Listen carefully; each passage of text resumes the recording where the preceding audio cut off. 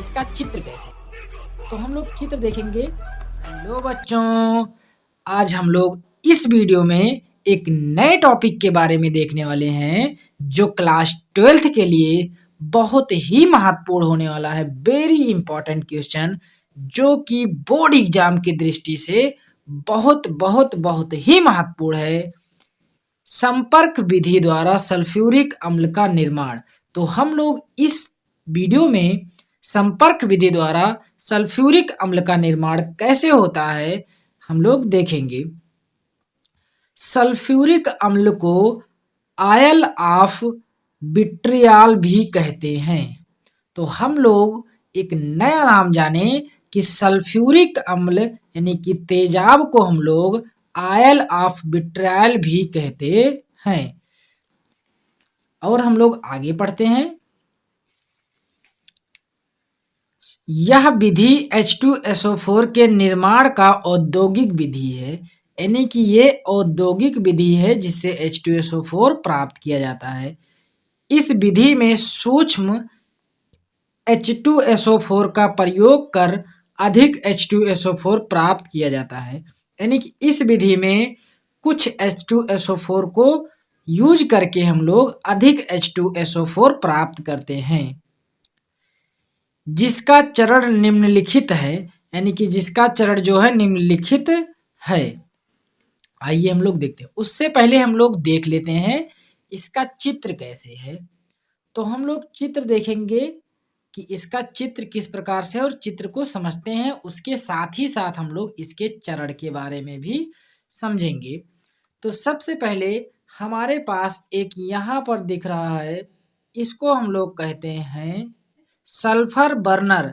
Sulphur burner में हम लोग सल्फर को जलाते हैं। सल्फर को जलाने से SO2 प्राप्त होता है और उस SO2 को हम लोग धूल कक्ष में लाते हैं। ये जो हमको दिख रहा है इसको हम लोग बोलते हैं धूल कक्ष। धूल कक्ष में SO2 यहाँ से आता है, SO2 यहाँ से आता है। SO2 में जो भी धूल के कण होते हैं ऊपर से भाप डाला जाता है, यानी कि जल के वाष्प यानी कि भाप को डाला जाता है, जिससे जो भी धूल के कण होते हैं नीचे भीग करके बैठ जाते हैं और जो SO2 गैस होता है इस तरफ से निकलकर इस शीतलक पाइप में आ जाता है। शीतलक पाइप में जो भी यहाँ का SO2 था ये बहुत ही हीट होता है, उसको लगभग 100 डिग्री सेल्सियस तक कर दिया जाता है। उसके बाद में SO2 गैस को धावन स्तंभ यानी कि धावन कक्ष में लेकर जाया जाता है। धावन कक्ष में कॉर्टज पत्थर लगे होते, कॉर्टज के पत्थर लगे होते हैं और ऊपर से जल के फुहारे डाले जाते हैं।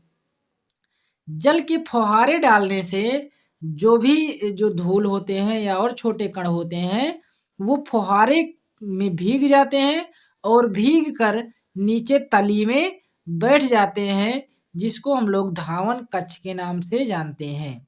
धावन कक्ष के में जो H2SO4 होता है ऊपर इस पाइप द्वारा शुष्कन कक्ष में आ जाता है और शुष्कन कक्ष मतलब यहाँ पर उस जो SO2 होगा भीगा होगा, नम होगा, उसको शुष्क किया जाएगा। इसमें ऊपर से सांद्र H2SO4 को डाला जाता है और यहाँ भी कॉर्टज के पत्थर लगे होते हैं। कॉर्टज के पत्थर जो लगे होते हैं उसके बीच से H2SO4 गिरता रहता है और SO2 गैस इधर से नीचे से ऊपर की तरफ जाता रहता है, जिससे सभी SO2 शुष्क हो जाते हैं। तो हम लोग इसको एक साथ पढ़ते चलते हैं। सबसे पहले हम लोग क्या देखेंगे, बर्नर कक्षक। तो यहाँ पर लिखा हुआ है इस कक्ष में गंधक को जलाकर SO2 बनाया जाता है, यानी कि इस कक्षक में हम लोग गंधक मतलब सल्फर को जलाकर SO2 बना लेते हैं। जैसा कि हम बता भी दिए थे कि इस कक्ष में सल्फर को जलाया जाता है और SO2 का निर्माण किया जाता है। और यहाँ पर दूसरा कक्ष है धूल कक्ष। हम लोग धूल कक्ष को भी देख लेंगे। इस कक्ष में बनी हुई SO2 गुजारा जाता है, यानी कि जो SO2 बनता है उसको हम लोग धूल कक्ष में लाते हैं। यहाँ पर SO2 पर जल वाष्प का फुहारा छोड़ा जाता है, जिससे भाप द्वारा धूल के कण नीचे बैठ जाते हैं, यानी कि जो भाप होता है उसमें भीग कर जो धूल के कण होते हैं नीचे बैठ जाते हैं।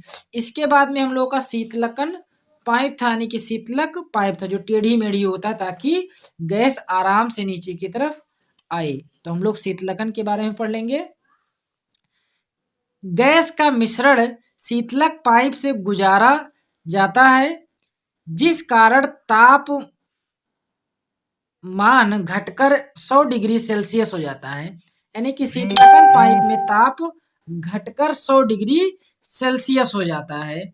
फिर उसके बाद में हम लोग का धावन कक्ष आता है, ये है धावन कक्ष। तो धावन कक्ष के बारे में भी अभी भी बताए हैं कि धावन कक्ष में क्या होता है। इस कक्ष में क्वार्टज पत्थर लगे होते हैं, अभी आप देखे थे, और ऊपर से जल के फुहारे डाले जाते हैं, यानी कि ऊपर से जल के फुहारे डाले जाते हैं, जिस कारण जल में विलय अशुद्धियां, यानी कि वह अशुद्धियां जो जल में घुल जाए, अशुद्धियां तथा बचा हुआ धूल का कण निकल जाता है, यानी कि जो भी इसमें अशुद्धियां होती हैं और जल में घुलने लायक होती हैं वो जल में घुल जाती हैं, और जो धूल के कण भी बचे होते हैं सब यहाँ से बाहर निकल जाते हैं, नीचे तली में बैठ जाते हैं, और यह SO2 गैस इस पाइप द्वारा शुष्कन कक्ष में आ जाता है। शुष्कन कक्ष में SO2 को शुष्क किया जाता है। हम लोग देख लेते हैं शुष्कन कक्ष को। इस कक्ष में भी क्वार्टज भरा होता है, यानी कि जो पत्थर होता है इसमें भी भरा होता है, और ऊपर से सांद्र H2SO4 का बौछार कराया जाता है, जिससे गैस शुष्क हो जाता है, यानी कि इसमें क्या होता है, ऊपर से H2SO4 सांद्र होता है, ये सांद्र H2SO4 का बौछार कराया जाता है, जिससे SO2 क्या हो जाता है, शुष्क हो जाता है। इसके बाद में SO2 यहाँ से इस पाइप से आर्सेनिक शोधक कक्ष में आ जाता है। आर्सेनिक शोधक कक्ष में आर्सेनिक के ऑक्साइड जो भी होते हैं सब सोख लिए जाते हैं फेरिक हाइड्रोक्साइड के साथ। ये जो आपको दिख रहा है ये फेरिक हाइड्रोक्साइड है। फेरिक हाइड्रोक्साइड के साथ आर्सेनिक सोख लिया जाता है, और जो यहाँ पर ये चित्र बना हुआ है ये गलती से बन गया है तो इसको नहीं बनाना है। और इसके बाद में यहाँ पर एक आपको बॉक्स दिख रहा होगा, इस बॉक्स को हम लोग परीक्षण बॉक्स कहते हैं। परीक्षण बॉक्स में क्या होता है कि जो भी गैस यहाँ से निकलती हैं उसका हम लोग क्या करते हैं, परीक्षण करते हैं कि यदि अगर अभी भी कोई अशुद्धि बची हुई है तो इसमें हम लोग खूब तेजी से प्रकाश, यानी कि तेज प्रकाश की पुंज डाला जाता है, जिससे जो भी धूल के कण बचे होते हैं यहाँ पर चमकने लगते हैं, और उससे हम लोग भी दूर कर देते हैं, और उसके बाद में हम लोग संपर्क कक्ष में भेज देते हैं। तो हम लोग आर्सेनिक शोधक कक्ष को देख लेते हैं। इस कक्ष में आर्सेनिक के ऑक्साइड को फेरिक हाइड्रोक्साइड द्वारा सोख लिया जाता है, यानी कि आर्सेनिक, यानी कि ये एक जहरीला पदार्थ है, यदि इसमें आर्सेनिक ऑक्साइड है तो उसको फेरिक हाइड्रोक्साइड के साथ यानी कि द्वारा सोख लिया जाता है। उसके बाद में हम लोग परीक्षण कक्ष में ले जाते हैं। जो भी छोटा सा बॉक्स आप लोग देखे थे ये था, इसको हम लोग कहते हैं परीक्षण बॉक्स या फिर परीक्षण कक्ष। तो परीक्षण कक्ष में ले आते हैं। इस कक्ष में शुद्ध किया हुआ गैसीय मिश्रण को संपर्क कक्ष में भेजने से पहले, यानी कि संपर्क कक्ष में, यानी कि जो लोहे का कक्ष बना हुआ ये वाला, इसमें भेजने से पहले इसमें तेज प्रकाश की किरण पुंज भेजा जाता है, यानी कि तेज प्रकाश की किरणें भेजे जाते हैं। यदि धूल का कण होता है तो चमकने लगता है, और यदि कोई धूल का कण होता है तो इसमें चमकने लगता है तो हम लोग उसे भी दूर कर देते हैं। फिर उसके बाद में हम लोग इस संपर्क कक्ष में भेज देते हैं। इस संपर्क कक्ष में लोहे की पाइप लगी होती हैं। लोहे की पाइप में उत्प्रेरक लगा होता है, और ये जो SO2 होता है ये उत्प्रेरक की उपस्थिति में O2 यानी कि वायु से क्रिया करके H2SO2O7 बना लेता है, H2SO2O7 बना लेता है। फिर उसके बाद में इसको हम लोग पुनः H2SO4 से क्रिया करवा देते हैं, जिससे हमको H2SO4 प्राप्त हो जाता है। तो हम लोग इसको भी देखते हैं। हम लोग सबसे पहले देखते हैं संपर्क कक्ष को। यह लोहे का बना एक बड़ा कक्ष होता है, यानी कि यह लोहे का बना एक बड़ा कक्ष होता है, जिसमें लोहे के कई पाइप लगे होते हैं, जिसमें लोहे के कई पाइप लगे होते हैं। इस पाइप में उत्प्रेरक वेनेडियम पेंटा ऑक्साइड यानी कि ये उत्प्रेरक B2O5 या प्लेटिनम एस्बेस्टॉस भरा रहता है, यानी कि या तो प्लेटिनम भरा रहेगा या तो फिर वेनेडियम पेंटा ऑक्साइड भरा रहेगा। इसका तापमान लगभग 450 डिग्री सेल्सियस रखा जाता है, जिससे सल्फर डाइऑक्साइड वायु से क्रिया करके सल्फर ट्राइऑक्साइड बनाता है। यानी कि ये जो SO2 वहां से आता है, वायु से क्रिया करके यहाँ पर उत्प्रेरक PT और वेनेडियम पेंटा ऑक्साइड लगाया जाता है, और जो इसका तापमान होता है 450 डिग्री सेल्सियस होता है। जब हम लोग इसकी वायु से क्रिया कराते हैं तो SO3 प्राप्त होता है, और उसके साथ साथ 45,000 कैलोरी ऊर्जा भी प्राप्त होती है। और उसके बाद में जो यहाँ पर बनता है हमारा SO3, इसको हम लोग पुनः अवशोषण कक्ष में भेज देते हैं। अवशोषण कक्ष में यह जाकर H2SO4 से क्रिया करके, यानी कि जो SO3 है ये H2SO4 से क्रिया करके H2H2O7 बनाता है, और जल से पुनः यह क्रिया करके H2SO4 बना लेता है। ये बनता है H2SO4 से क्रिया करके, किससे करके? H2SO4 से क्रिया करके।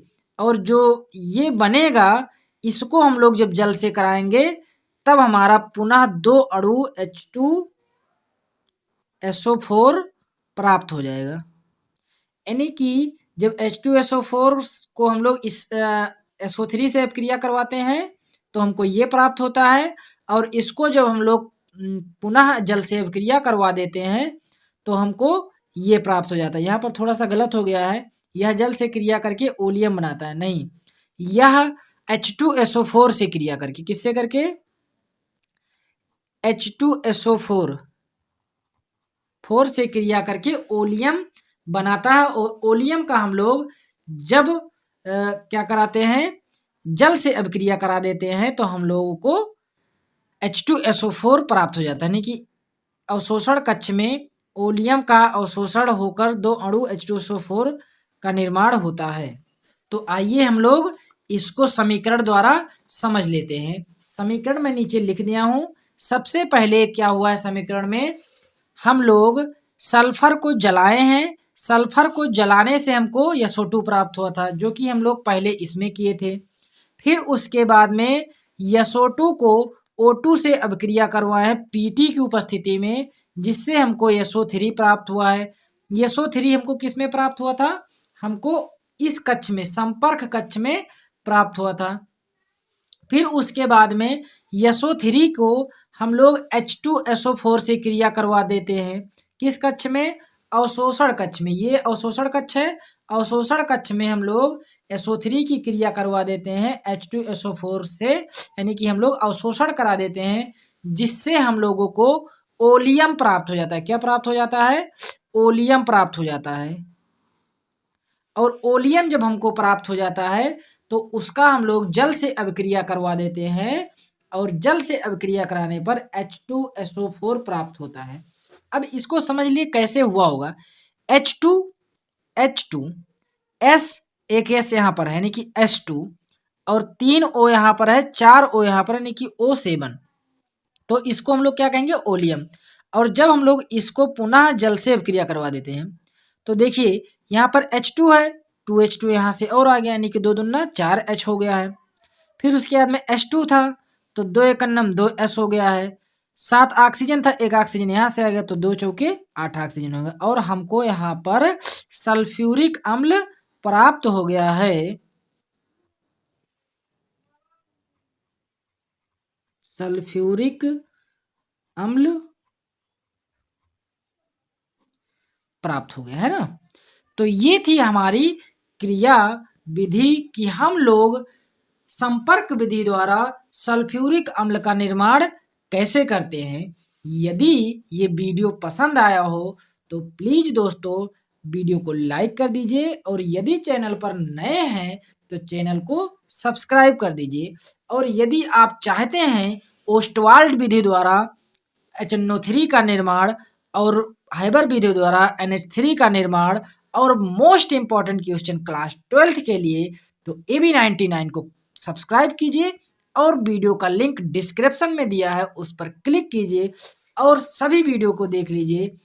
और मैं कहूँगा कि आप इसका स्क्रीनशॉट ले लीजिए क्योंकि ऐसा चित्र आपको कहीं नहीं मिलेगा। बहुत ही मैं साधारण तरीके से चित्र बनाया हूँ ताकि आपको कहीं भी कठिनाई ना होने पाए, बस इसको मत बनाना। तो मैं आशा करता हूँ कि आपको पूरा वीडियो आया हो। यदि सारा वीडियो आ चुका हो तो और वीडियो को ज़रूर देखें ताकि आप बिल्कुल अच्छे से 90% या 90+% ला सकें। जय हिंद साथियों, फिर मिलते हैं अगले वीडियो में।